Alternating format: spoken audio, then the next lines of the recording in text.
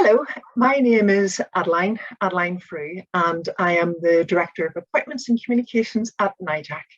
Welcome to this information video highlighting the work of the Review Tribunal, and in particular the role of the medical member, which is open to consultant psychiatrists and specialist associates.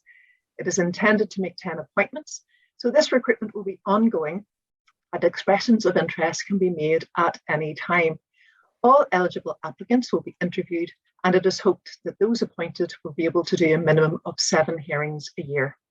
To discuss the work of the Tribunal, the importance of consultants, psychiatrists and specialist associates serving, and the benefits and rewards of doing so, I'm joined by 2 guests, Attracta Wilson, Chair of the Review Tribunal, and Professor Gerard Lynch, former Chair of the Royal College of Psychiatrists.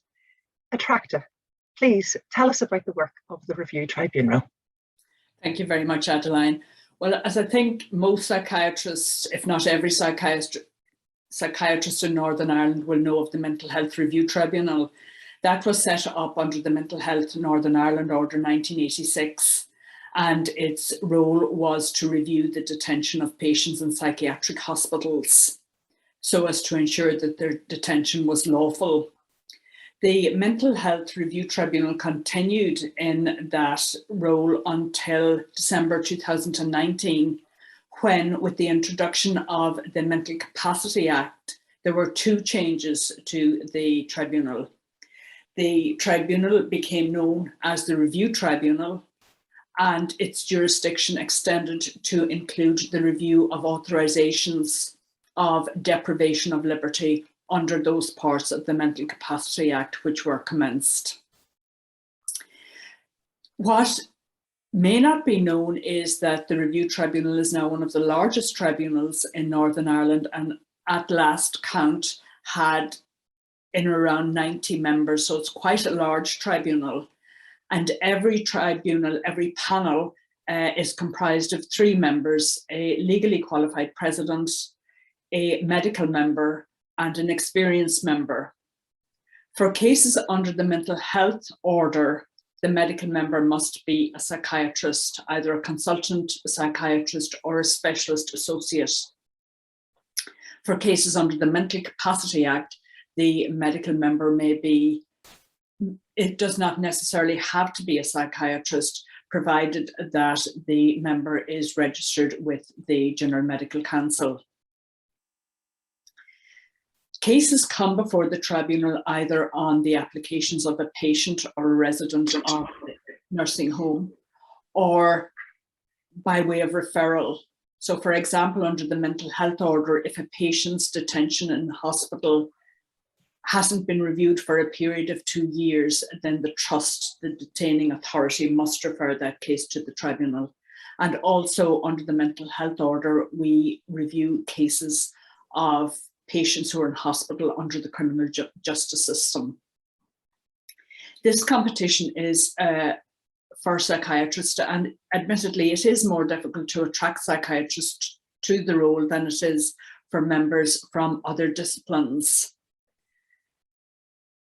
I would emphasise that the role of the tribunal is not to second guess the treatment of a particular patient, the opinion of the treating team, or the opinion or conclusion reached by the responsible medical officer.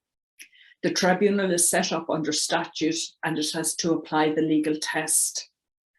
The legal test has a care and treatment limb, and it also has a risk limb.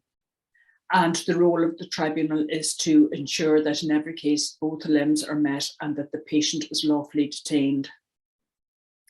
There was some feedback a number of years ago which was very concerning for all members of the tribunal and for myself as chair, in that there were reports that some witnesses appearing before the tribunal, to include psychiatrists or social workers, felt that they were on trial. I would say now that that should never be the case, and if anybody appearing before the tribunal ever felt that way, then I apologise unreservedly. The role of the tribunal is to apply the legal test. It's an inquisitorial tribunal, so more questioning. Witnesses may expect to be questioned more than they would, say, for example, if they were given evidence in a criminal case. But nonetheless, everybody around the tribunal table has a very important role to play, and it's very important that everybody is treated with the greatest respect and dignity by the tribunal. And I would emphasize that that is something that we are committed to, and that anything less than that is not acceptable. One question that is quite often raised by psychiatrists and or medical members who join the review tribunal, and that is the question of insurance.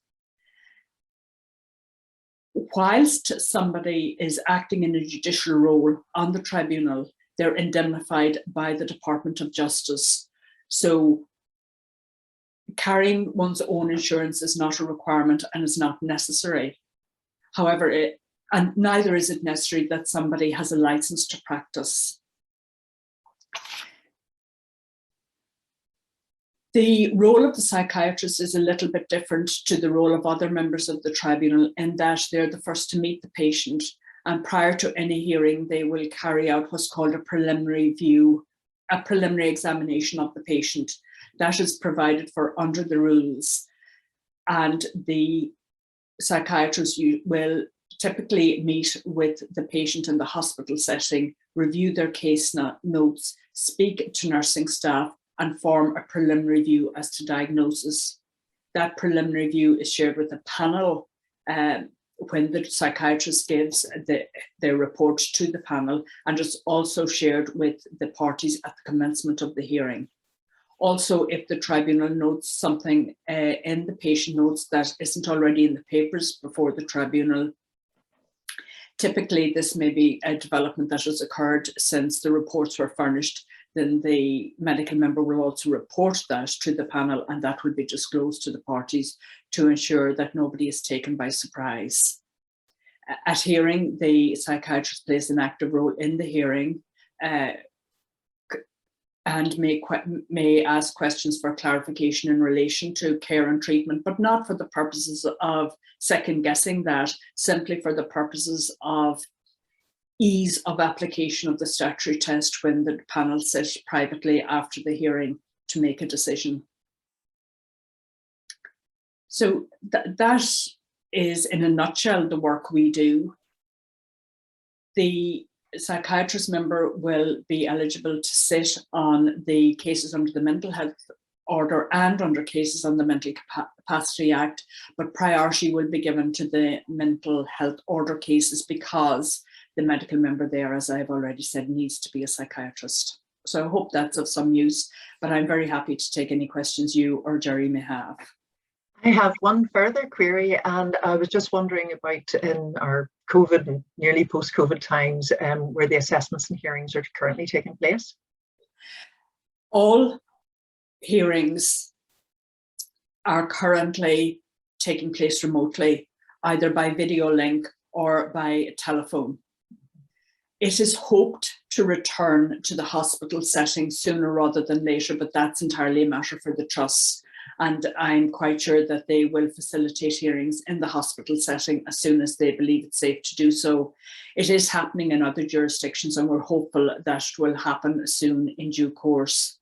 I should say that in every case under the Mental Health Order, there is an oral hearing. In cases under the Mental Capacity Act, the hearings may be oral or they may be simply on the papers, and the norm at the moment is for paper hearings. There have been some oral hearings, but the vast majority of cases currently are on the papers under the Mental Capacity Act. That's really helpful. Thank you, Attracta. Jerry, if I may turn to you, in your view, why is it so important for the consultant psychiatrists and specialist associates to be involved in the work of the review tribunal?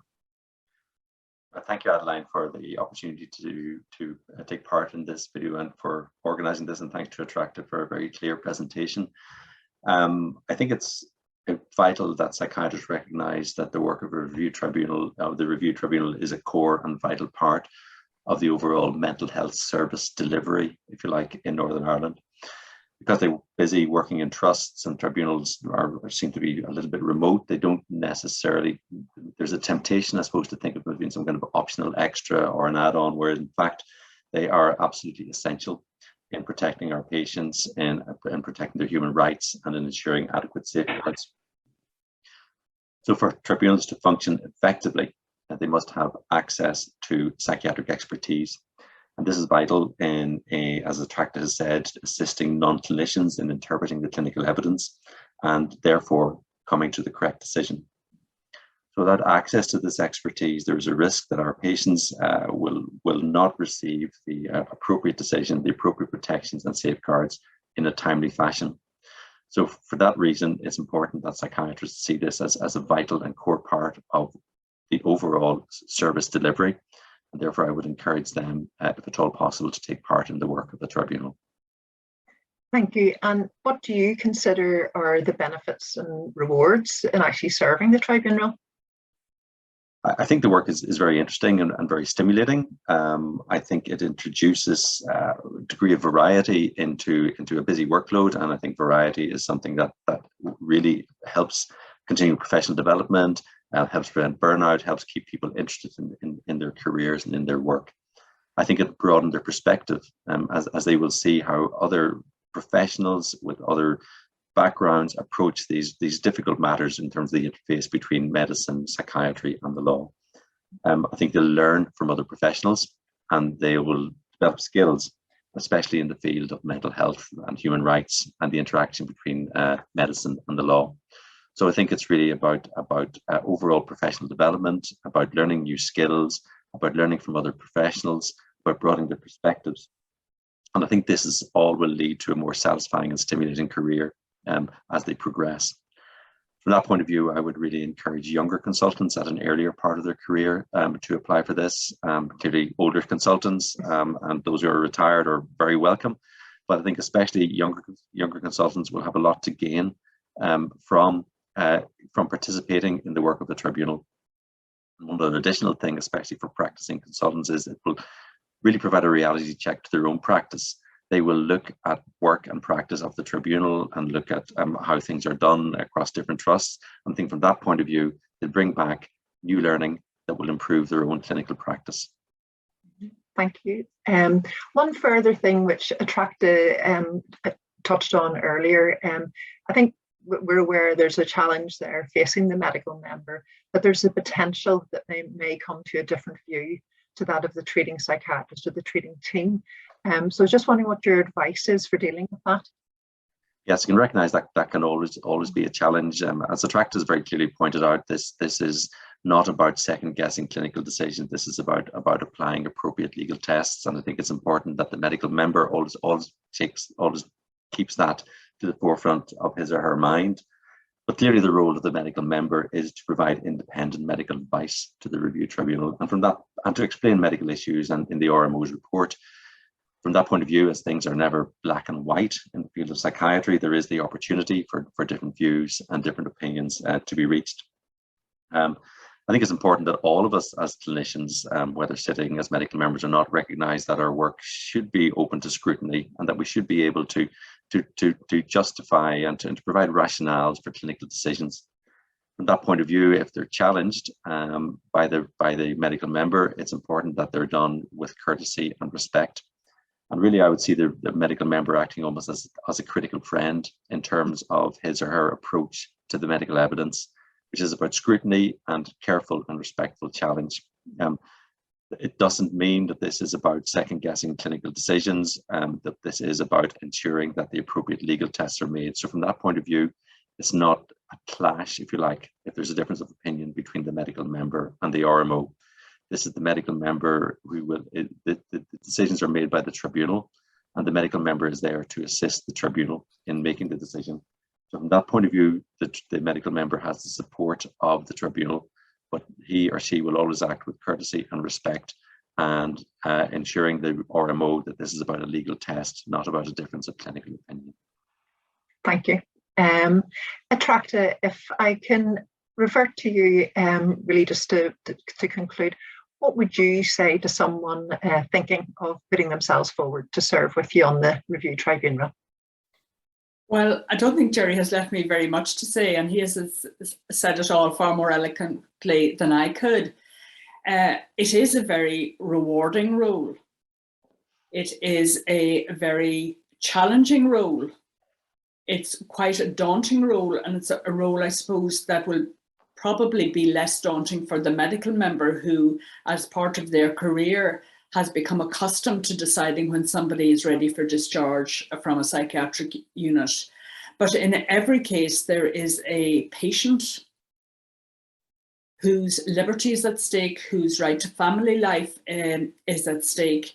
And the decisions made by the tribunal have an impact on the patient and on their family and on their future. So in that respect, it is a daunting and challenging role. Every case brings its own nuances and every case is different. But overall, I do believe it's very worthwhile and rewarding. And I think there's an element also of public service in it, in that you're sitting on a tribunal, and although it is, of course, a paid post, there is nonetheless an element, as far as I'm concerned, of giving a little back to the community. So I couldn't welcome new members enough. We're a large team. There's a great deal of expert across the legal, experienced and medical teams we have. We're constantly learning from each other. And it's a very interesting, both in terms of the work we do and the contact we have with people whom we wouldn't otherwise come across in our daily lives.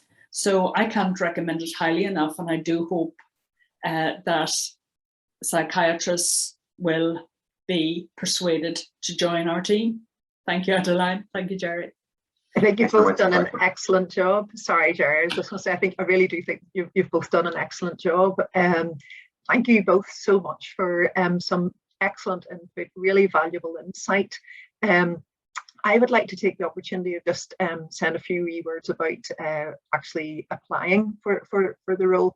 As I mentioned earlier, to be eligible, you need to be a registered practitioner with the GMC and be a member of the Royal College. However, you're not required, as Attracta mentioned, required to have a license to practice. And also you will have held either a full-time and or a part-time role as a consultant psychiatrist or specialist associate. As NIJAC is seeking to make 10 appointments, this recruitment will be ongoing. Therefore, your expression of interest is welcome at any time. It will be acknowledged, and assuming your eligibility is confirmed, a suitable interview date will be arranged. If you're interested in this opportunity, please visit the NIJAC website and complete the expression of interest form. Further information will be available there and through the Royal College mailer to its members. Thank you again for watching, and I wish you all the very best with your application. Thank you all. Thank you. Thank you.